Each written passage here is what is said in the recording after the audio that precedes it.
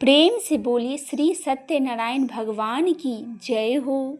कि पावन पूर्णिमा पर सुने जाने वाली श्री सत्यनारायण भगवान की दिव्य कथा मान्यता है कि श्रद्धा और भक्ति से इस कथा का श्रवण करने पर भगवान की कृपा प्राप्त होती है।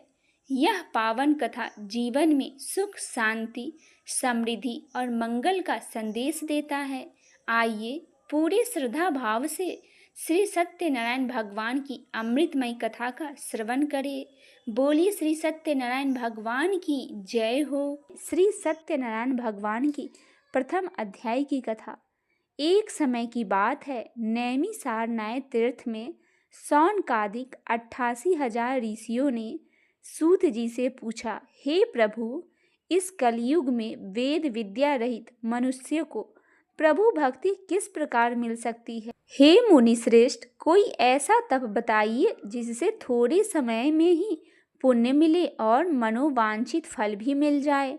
इस प्रकार की कथा सुनने की हम इच्छा रखते हैं।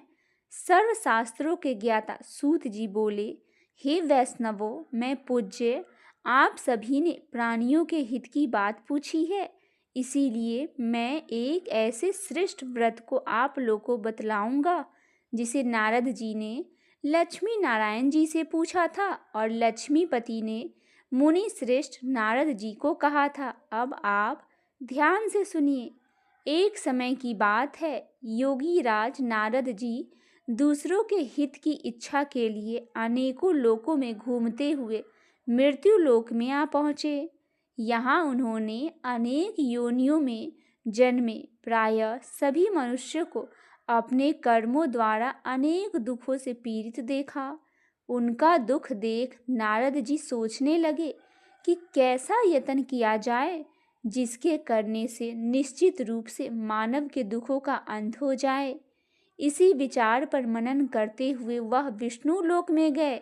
वहाँ वो देवों के इष्ट नारायण की स्तुति करने लगे, जिनके हाथ में शंख, चक्र, गदा और पद्म थे, गले में वरमाला पहने हुए थे।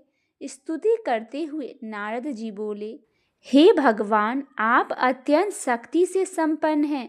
मन तथा वाणी भी आपको नहीं पा सकती है। आपका आदि, मध्य तथा अंत नहीं है। निर्गुण स्वरूप सृष्टि के कारण भक्तों के दुख को दूर करने वाले हैं। आपको मेरा नमस्कार है। नारद जी की स्तुति सुन विष्णु भगवान बोले, हे मुनि श्रेष्ठ, आपके मन में क्या बात है? आप किस काम के लिए पधारे हैं, उसे निसंकोच कहिए। इस पर नारद जी बोले, मृत्यु लोक में अनेक योनियों में जन्मे मनुष्य अपने कर्मों के द्वारा अनेकों दुखों से दुखी हो रहे हैं। हे नाथ, आप मुझ पर दया रखते हैं तो बतलाइए कि वो मनुष्य थोड़े प्रयास से ही अपने दुखों से छुटकारा कैसे पा सकते हैं। फिर श्री हरि बोले, हे नारद, मनुष्यों की भलाई के लिए तुमने बहुत अच्छी बात पूछी है। जिसके करने से मनुष्य मोह से छूट जाता है, वह बात मैं कहता हूँ, उसे सुनो। स्वर्ग लोक और मृत्यु लोक दोनों में एक दुर्लभ उत्तम व्रत है जो पुण्य देने वाला है। आज प्रेम बस होकर मैं उसे तुमसे कहता हूँ। श्री सत्यनारायण भगवान का यह व्रत अच्छी तरह से विधान पूर्वक करके मनुष्य तुरंत ही यहाँ सुख भोग कर मरने पर मोक्ष पाता है। श्री हरि के वचन सुन नारद जी बोले कि उस व्रत का फल क्या है और उसका विधान क्या है। यह व्रत किसने किया था? इस व्रत को किस दिन करना चाहिए? सभी कुछ विस्तार से बतलाइए। नारद जी की बात सुनकर श्री हरि बोले, दुख और शोक को दूर करने वाला, यह सभी स्थानों पर विजय दिलाने वाला है। मानवों को भक्ति और श्रद्धा के साथ शाम को श्री सत्यनारायण की पूजा धर्मपरायण होकर ब्राह्मणों और बंधुओं के साथ करनी चाहिए। भक्ति भाव से ही नैवेद्य, केले का फल, घी, दूध और गेहूं का आटा सवाए ले। गेहूं के स्थान पर साठी का आटा, शक्कर तथा गुड़ भी ले सकते हैं। सभी को भक्षण योग पदार्थ को मिलाकर भगवान को भोग लगाए। ब्राह्मणों सहित बंधु बांधवों को भी भोजन कराए, उसके बाद स्वयं भोजन करे, भजन कीर्तन के साथ भगवान की भक्ति में लीन हो जाए। इस तरह से सत्यनारायण भगवान का यह व्रत करने से मनुष्य की सारी इच्छाएं निश्चित रूप से पूरी होती है। इस कली काल अर्थात कलयुग में मृत्यु लोक में मोक्ष का यही एक सरल उपाय बतलाया गया है। श्री सत्यनारायण व्रत कथा का पहला अध्याय संपूर्ण हुआ। बोलिए श्री सत्यनारायण भगवान की जय हो। सत्यनारायण भगवान व्रत कथा का दूसरा अध्याय। सूत जी बोले, हे ऋषियों, जिसने पहले समय में इस व्रत को किया था उसका इतिहास कहता हूँ, ध्यान से सुनो। सुंदर काशीपुरी नगरी में एक अत्यंत निर्धन ब्राह्मण रहता था। भूख प्यास से परेशान वह धरती पर घूमता रहता था। ब्राह्मणों से प्रेम करने वाले भगवान एक दिन ब्राह्मण का वेश धारण कर उसके पास जाकर पूछे, हे विप्र, नित्य दुखी होकर तुम पृथ्वी पर क्यों घूमते हो? दीन ब्राह्मण बोला, मैं निर्धन ब्राह्मण हूँ, भिक्षा के लिए धरती पर घूमता हूँ। हे भगवान, यदि आप इसका कोई उपाय जानते हो तो बताइए। वृद्ध ब्राह्मण कहता है कि सत्यनारायण भगवान मनोवांछित फल देने वाले हैं, इसीलिए तुम उनका पूजन करो। इसे करने से मनुष्य सभी दुखों से मुक्ति को प्राप्त होता है। वृद्ध ब्राह्मण बनकर आए श्री सत्यनारायण भगवान उस निर्धन ब्राह्मण को व्रत का सारा विधान बताकर अंतर ध्यान हो गए। ब्राह्मण मन ही मन सोचने लगा कि जिस व्रत को वृद्ध ब्राह्मण करने को कहा गया है, मैं उसे जरूर करूँगा। यह निश्चय करने के बाद उसे रात में नींद नहीं आई। वह सवेरे उठकर सत्यनारायण भगवान का व्रत का निश्चय कर भिक्षा के लिए चला गया। उस दिन निर्धन ब्राह्मण को भिक्षा में बहुत धन मिला, जिससे उसने बंधु बांधवों के साथ मिलकर श्री सत्यनारायण भगवान का व्रत संपन्न किया। भगवान सत्यनारायण का व्रत संपन्न करने के बाद वह निर्धन ब्राह्मण सभी दुखों से छूट गया और अनेक प्रकार की संपत्तियों से युक्त हो गया। उसी समय से यह ब्राह्मण हर माह इस व्रत को करने लगा। इस तरह से सत्यनारायण भगवान के व्रत को जो मनुष्य करेगा वह सभी प्रकार के पापों से छुटकारा पा मोक्ष को प्राप्त होगा।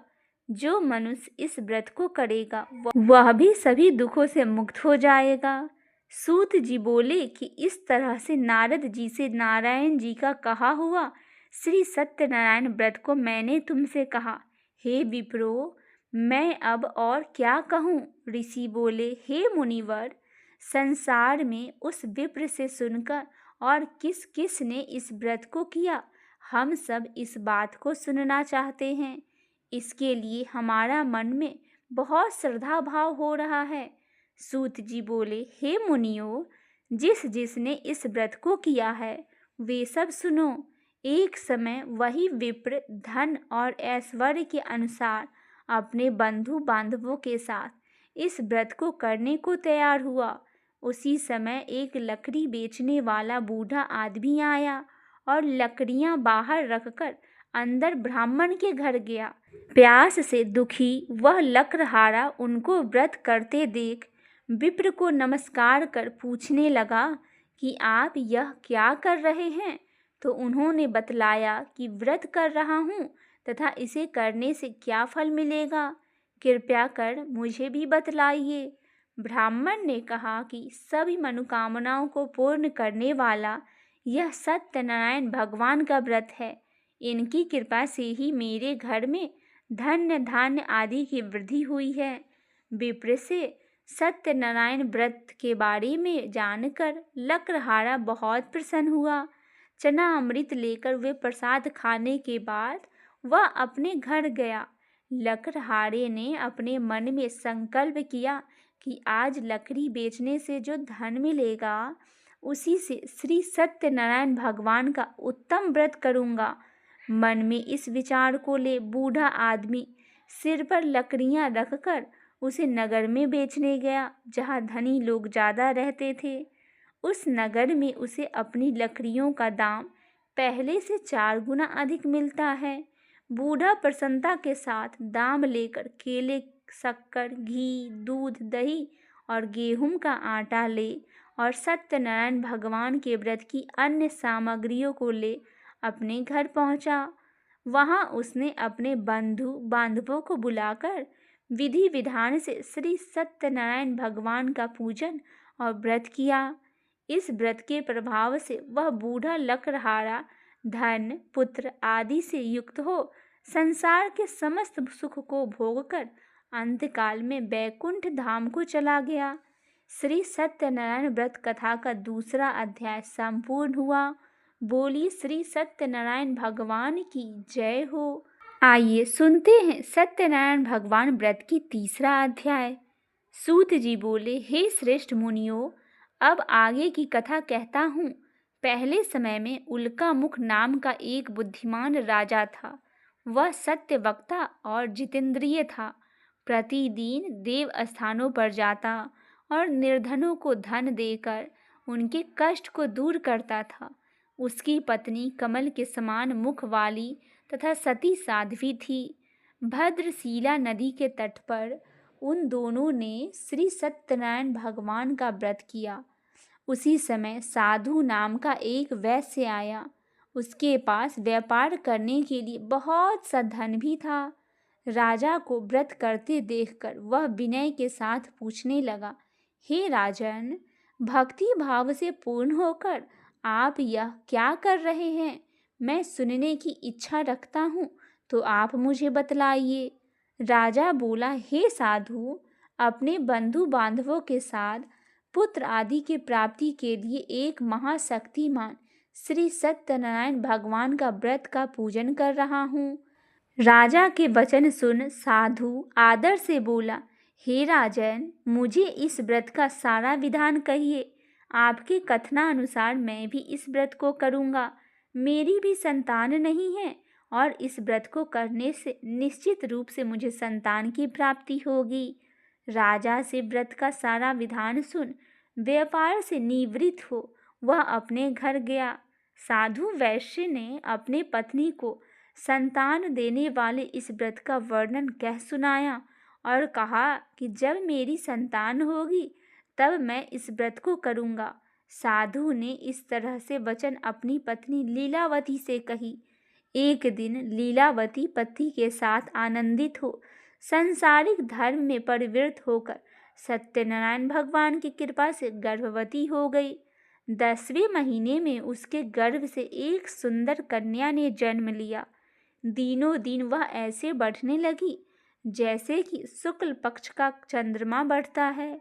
माता पिता ने अपनी कन्या का नाम कलावती रखा।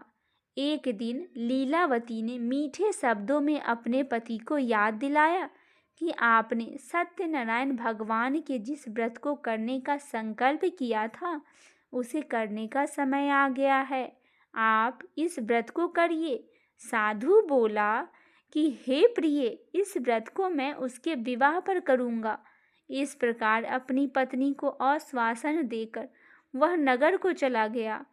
साधु ने एक बार नगर में अपनी कन्या को सखियों के साथ देखा तो तुरंत ही दूत को बुलाया और कहा कि मेरी कन्या के योग्य वर देखकर आओ।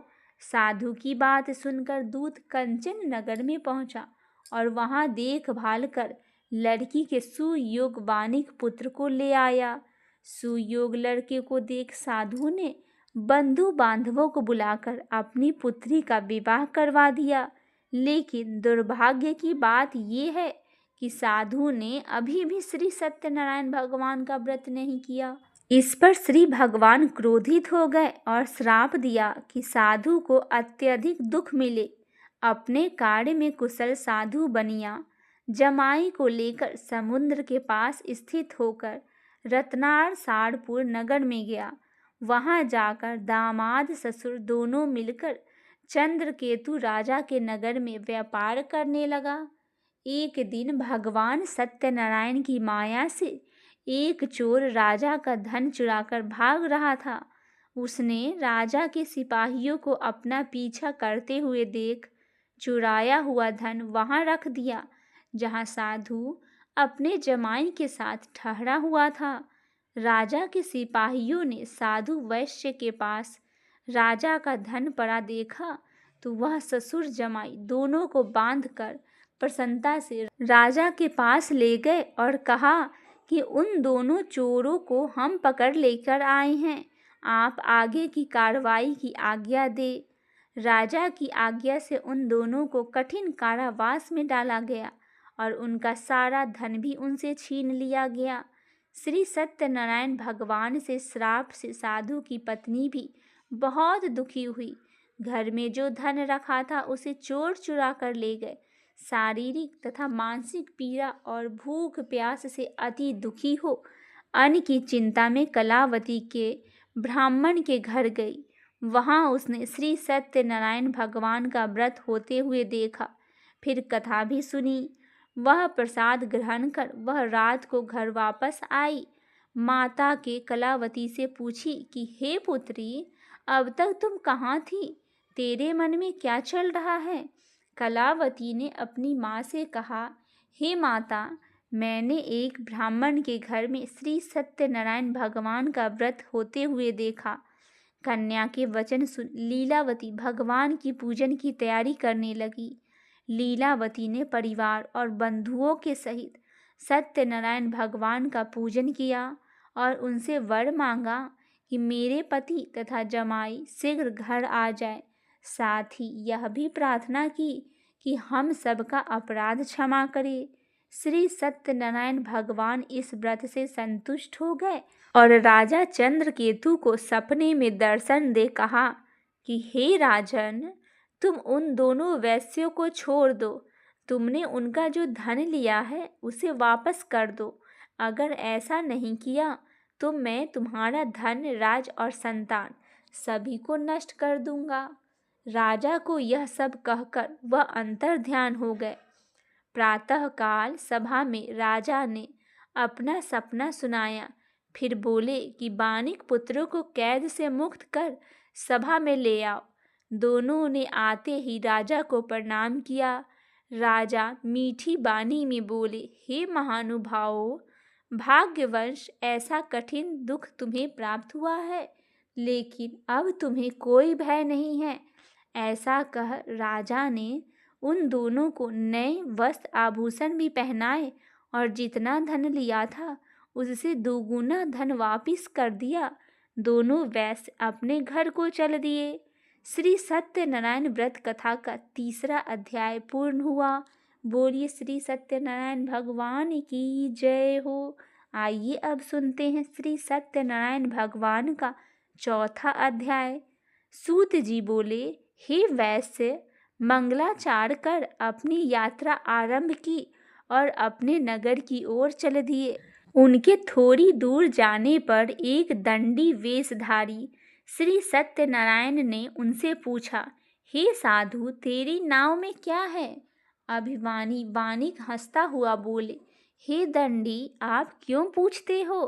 क्या धन लेने की इच्छा है? मेरे नाव में तो बेल और पत्ते भरे हुए हैं। वैश्य के कठोर वचन सुन भगवान बोले, तुम्हारा वचन सत्य हो। दंडी ऐसे वचन कहा और वहां से दूर चला गया। कुछ ही दूर जाकर समुद्र के किनारे बैठ गए। दंडी के जाने के बाद साधु वैश्य ने नित्य क्रिया के पश्चात नाव को ऊंची उठते देखकर अचंभा माना और नाव से बेल पत्ते आदि देख वह मूर्छित हो जमीन पर गिर पड़ा। मूर्छा खोलने पर वह अत्यंत शोक में डूब गया। तब उसका दामाद बोला, आप शोक न मनाएं, यह दंडी के शाप है, इसीलिए हमें उनके शरण में जाना चाहिए, तभी हमारी मनोकामना पूरी होगी। दामाद की बात सुनकर वह दंडी के पास पहुंचा और अत्यंत भक्ति भाव नमस्कार करके बोला, मैंने आपसे जो असत्य वचन कहे थे उनके लिए मुझे क्षमा कर दो। ऐसा कहकर महान शोकातुर होकर रोने लगा। तब दंडी भगवान बोले, हे बानिक पुत्र, मेरी आज्ञा से बार बार तुम्हें दुख प्राप्त हुआ है। तुम मेरी पूजा से विमुख हुआ है। साधु बोला, हे भगवान, आपकी माया से ब्रह्मा आदि देवता भी आपके रूप को नहीं जानते, तब मैं अज्ञानी कैसे जान सकता हूँ। आप प्रसन्न होइए, अब मैं सामर्थ्य के अनुसार आपकी पूजा करूँगा। मेरी रक्षा कीजिए और पहले के समान नौका में धन भर दीजिए। साधु वैश्य के भक्ति पूर्वक वचन सुनकर भगवान प्रसन्न हो गए और उसकी इच्छा के अनुसार वरदान देकर अंतर ध्यान हो गए। ससुर जमाई जब नाव पर आए तो नाव धन से भरी हुई थी। फिर वही अपने अन्य साथियों के साथ सत्यनारायण भगवान का पूजन कर अपने नगर को चल दिए। जब नगर के नज़दीक पहुँचते हैं तो दूत को घर पर खबर करने के लिए भेज दिया। दूत साधु की पत्नी को प्रणाम कर कहता है कि मालिक अपने दामाद सहित नगर के निकट आ गए हैं। दूत की बात सुन साधु की पत्नी लीलावती बड़े हर्ष के साथ सत्यनारायण भगवान का पूजन कर अपनी पुत्री कलावती से कहा कि मैं अपने पति के दर्शन को जाती हूँ, तो कार्य पूर्ण कर शीघ्र आ जाना। माता के ऐसे वचन सुन कलावती जल्दी से प्रसाद छोड़ अपने पति के पास चली गई। प्रसाद के अवज्ञा के कारण श्री सत्यनारायण भगवान रुष्ट हो गए और नाव सहित उसके पति को पानी में डुबा दिया। कलावती अपने पति को वहां न पाकर रोती हुई जमीन पर गिर गई। नौका को डूबा हुआ देख, कन्या को रोता हुआ देख साधु दुखी होकर बोला कि हे प्रभु, मुझसे तथा मेरे परिवार से जो भूल हुई है उसे क्षमा करो। साधु के दीन वचन सुनकर श्री सत्यनारायण भगवान प्रसन्न हो गए और आकाशवाणी हुई, हे साधु, तेरी कन्या मेरा प्रसाद छोड़कर आई है, इसीलिए उसका पति अदृश्य हो गया है। यदि वह घर जाकर प्रसाद खाकर लौटती है तो इसे इसका पति अवश्य मिलेगा। ऐसा आकाशवाणी सुन कलावती घर पहुंचकर प्रसाद खाती है और फिर आकर अपने पति के दर्शन करती है। उसके बाद साधु अपने बंधु बांधवों के सहित श्री सत्यनारायण भगवान का विधि विधान से पूजन करता है। इस लोक का सुख भोग वह अंत में स्वर्ग को जाता है। श्री सत्यनारायण व्रत कथा का चौथा अध्याय संपूर्ण हुआ। बोलिए श्री सत्यनारायण भगवान की जय हो।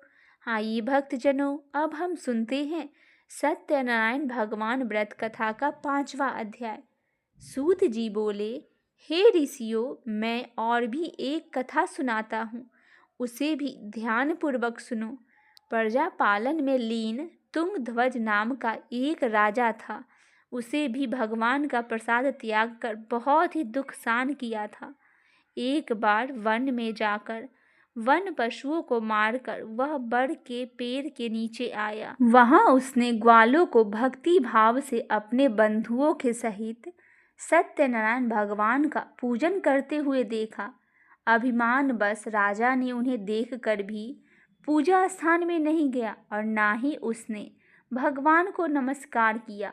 ग्वालों ने राजा को प्रसाद दिया, लेकिन उसने वह प्रसाद नहीं खाया और प्रसाद को वहीं छोड़ वह अपने नगर को चला गया। जब वह नगर में पहुंचा तो वहां सब कुछ तहस नहस हुआ पाया, तो वह शीघ्र ही समझ गया कि यह सब भगवान ने किया है। वह दोबारा ग्वालों के पास पहुंचा और विधि पूर्वक पूजा करके प्रसाद खाया तो श्री सत्यनारायण भगवान की कृपा से सब कुछ पहले के जैसा ही हो गया। दीर्घ काल तक सुख भोगने के बाद मरणोपरांत उसे स्वर्ग लोक की प्राप्ति हुई। जो मनुष्य परम दुर्लभ इस व्रत को करेगा तो भगवान सत्यनारायण की अनुकंपा से उसे धन्य धान की प्राप्ति होगी। निर्धन धनी हो जाता है और भय मुक्त हो जाता है। संतानहीन मनुष्य को संतान सुख मिलता है और सारे मनोरथ पूर्ण होने पर मानव अंत काल में बैकुंठ धाम को जाता है। सूत जी बोले, जिन्होंने पहले इस व्रत को किया है, अब उनके दूसरे जन्म की कथा कहता हूँ। वृद्ध सतानंद ब्राह्मण ने सुदामा का जन्म लेकर मोक्ष को प्राप्ति की। लकड़हारे ने अगले जन्म में निषाद बनकर मोक्ष प्राप्त किया। उल्कामुख नाम का राजा दशरथ होकर बैकुंठ हो गए। साधु नाम के वैश्य ने मोर ध्वज बनकर अपने पुत्र को आरे से चीरकर मोक्ष पाया। महाराज तुंगध्वज ने स्वयंभू होकर भगवान से भक्ति युक्त हो कर्म कर मोक्ष पाया। श्री सत्यनारायण व्रत कथा का 5वां अध्याय संपूर्ण हुआ। बोलिए श्री सत्यनारायण भगवान की जय हो। आइए सुनते हैं श्री सत्यनारायण भगवान की आरती। ओम जय लक्ष्मी रमना, स्वामी जय लक्ष्मी रमना, सत्यनारायण स्वामी जने पातक हरना। ओम जय लक्ष्मी रमना, स्वामी जय लक्ष्मी रमना, रतन जरित सिंहासन अद्भुत छवि राजे, नारद करत निराजन घंटा ध्वनि बाजे। ओम जय लक्ष्मी रमना, स्वामी जय लक्ष्मी रमना, प्रगट भये कलि कारण द्विज को दर्श दियो, बूढ़ा ब्राह्मण बन कर कंचन महल कियो। ओम जय लक्ष्मी रमना, दुर्बल भील कठारो जिन पर कृपा करी, चंद्रचूंड एक राजा तिनकी विपत्ति हरी। ओम जय लक्ष्मी रमना, वैसे मनोरथ पायो सरधा तज दीन्हो, सो भले भोग प्रभु जी फिर स्तुति कीन्ही। ओम जय लक्ष्मी रमना, भक्ति भाव के कारण छिन छिन रूप धरो, श्रद्धा धारण कीनो तिनके काज सरायो। ओम जय लक्ष्मी रमना, ग्वाल बाल संग राजा वन में भक्ति करी, मनोवांछित फल दीन्हो दीन दयाल हरि। ओम जय लक्ष्मी रमना, चढ़त प्रसाद सवायो कदली फल मेवा, धूप दीप तुलसी से राजी सतदेवा। श्री सत्यनारायण जी की आरती जो कोई नर गावे, भक्त दास तन मन से सुख संपत्ति पावे।